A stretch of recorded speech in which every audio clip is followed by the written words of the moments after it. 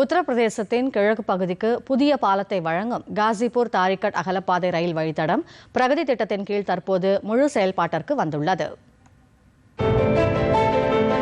உத்தரப்பிரதேசத்தின் கிழக்கு பகுதிக்கு புதிய பலத்தை வழங்கும் காசிப்பூர் தாரிகாட் அகல பாதை ரயில் வழித்தடம் தற்போது முழுமையாக செயல்பாட்டுக்கு வந்துள்ளது. 51 கிலோமீட்டர் நீளமுள்ள இந்த கிரீன்ஃபீல்ட் திட்டத்தின் நோக்கம் விவசாயம் மற்றும் கிராமப்புற பகுதிகளை தேசிய ரயில் வலையமைப்புடன் இணைப்பதாகும். பிரதமர் நரேந்திர மோடியின் தலைமையின் கீழ் பிரகதி தளம் இந்த திட்டத்தில் முக்கிய பங்காற்றியது. பிரகதியின் மூலம் இந்த திட்டத்தின் கட்டுமானத்தில் எதிர்கொண்ட சிக்கல்கள் உடனடியாக தீர்க்கப்பட்டன. இந்த ரயில் பாதை காசிப்பூர் நகரை பாட்னா, முகல்சராய், பாடி வழித்தடத்துடன் இணைத்து வாரணாசி வரை செல்கிறது. ஆனால் இந்த திட்டத்தின் மிக முக்கியமான அம்சம் கங்கை நதியின் மீது கட்டப்பட்டுள்ள வரலாற்று சிறப்புமிக்க ரயில் சாலை இணைப்பு பாலமாகும். இது ரயிலும் சாலையும் ஒரே நேரத்தில் பயணிக்கக்கூடிய வசதியை வழங்குகிறது.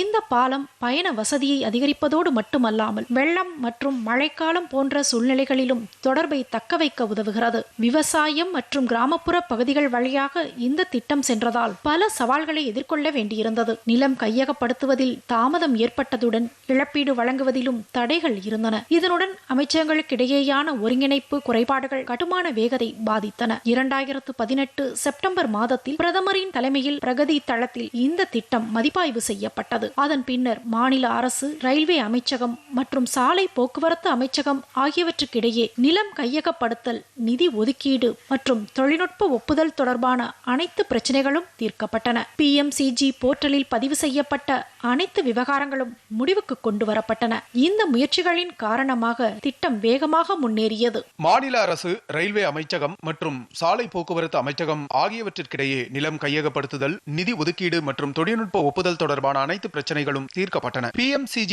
போர்ட்டலில் பதிவு செய்யப்பட்ட அனைத்து விவகாரங்களும் முடிவுக்கு கொண்டு வரப்பட்டன. இந்த முயற்சிகளின் காரணமாக திட்டம் வேகமாக முன்னேறியது. எந்த திட்டத்திலும் பல தடைகள் இருப்பது இயல்பே. ஆனால் பிரகதி கூட்டங்களின் மூலம் PMCG மேற்கொண்ட முயற்சிகள் குறிப்பிடத்தக்கவை. அமைச்சகங்களுக்கு இடையேயான ஒருங்கிணைப்பு எவ்வாறு செயல்பட வேண்டும் என்பதையும் இது எடுத்துக்காட்டியது. 132 kV உயர் மின்னழுத்த மின் வழித்தடம் அந்த பகுதியில் சென்றதால் அதை அகற்ற வேண்டியிருந்தது. அது அகற்றப்பட்டது. இதுவும் UPPCL அமைப்பின் உதவியுடன் பிரகதி கூட்டங்களின் மூலம் பரிசீலிக்கப்பட்டு நிறைவேற்றப்பட்டது. இதன் பின்னர் திட்டம் இறுதியாக முழுமையடைந்தது.